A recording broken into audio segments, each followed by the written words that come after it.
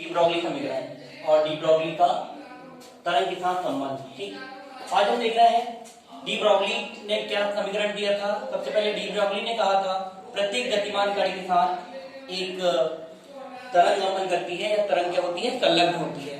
जैसे कोई भी पिंड हवा में गुजरता है तो हमें क्या होता है, महसूस होता है। थोड़ी सी हवा चलती है तो हमको चलती जाती है, हमें महसूस होती है।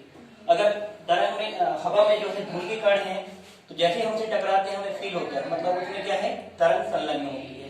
ठीक, अब बात करते हैं हम प्लांक की नियतांक की। तो प्लांक के समीकरण की प्लांक ने कहा था कि प्रत्येक गतिमान कण में स्थित ऊर्जा या प्रत्येक फोटॉन में स्थित ऊर्जा उनकी या प्रकाश की आवृत्ति, प्रत्येक प्रकाश के फोटॉन में स्थित ऊर्जा उन प्रकाश की आवृत्ति के क्या होता है, अनुक्रमानुपाती होता है।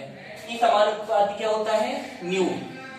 ई समानुपाती होता है न्यू, जहां पर ई क्या है, फोटॉन की ऊर्जा, न्यू है आवृत्ति, और अगर समानुपातिक चिन्ह को हटाते हैं तो क्या आ जाता है, नियतांक। या नियतांक है एच, ये नियतांक क्या है, एच है, क्योंकि नियम किसने दिया था, प्लांक ने दिया था, इस वजह से इस नियतांक को बोलते हैं हम प्लांक नियतांक। क्लियर हुआ। इसके बाद हम देखते हैं आइंस्टीन का द्रव्यमान तुल्यता का प्रमेय पढ़े हमने। ई बराबर क्या होता है, mc स्क्वायर। ई बराबर mc स्क्वायर होता है। अगर इसको हम समीकरण 2 का नाम दें और पहले वाले समीकरण 1 बोले तो दोनों समीकरणों के लेफ्ट हैंड साइड आपस में क्या है, बराबर है, तो राइट हैंड साइड भी आपस में क्या होंगे, बराबर। लेफ्ट हैंड साइड क्या है, ई, तो यहाँ पर ई आपस में बराबर है। Right hand side H new बराबर होगा किसके, mc स्क्वायर के।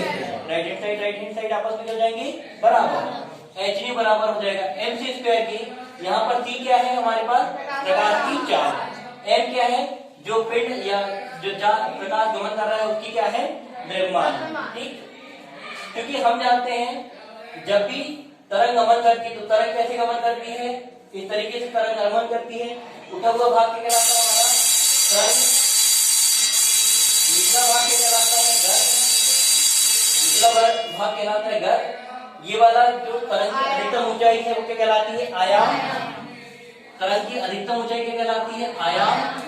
और जो रेडिएशन होती है ये क्या कहलाती है, इसकी आवृत्ति। ठीक, क्योंकि हम जानते हैं आवृत्ति बराबर क्या होता है, 1/आवर्तकाल। आवृत्ति बराबर क्या होता है, 1/आवर्तकाल। ठीक, आवृत्ति बराबर होता है 1/आवर्तकाल। क्योंकि हम जानते हैं स्पीड इक्वल क्या होता है, डिस्टेंस अपॉन टाइम।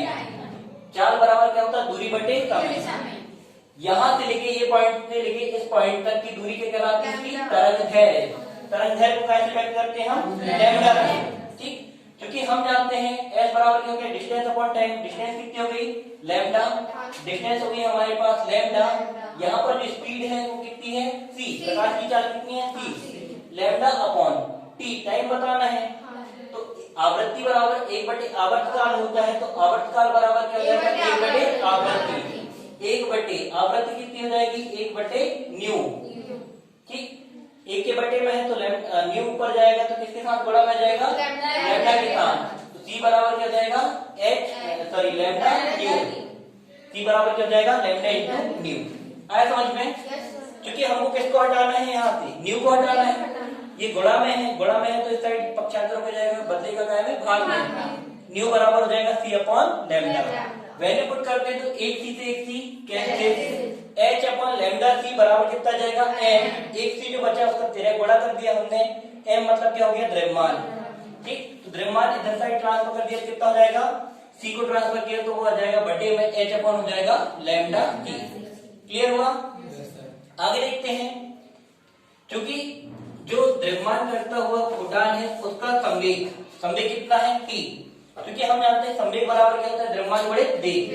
m द्रव्यमान का पिंड है। ठीक, m द्रव्यमान का क्या है, फोटॉन है।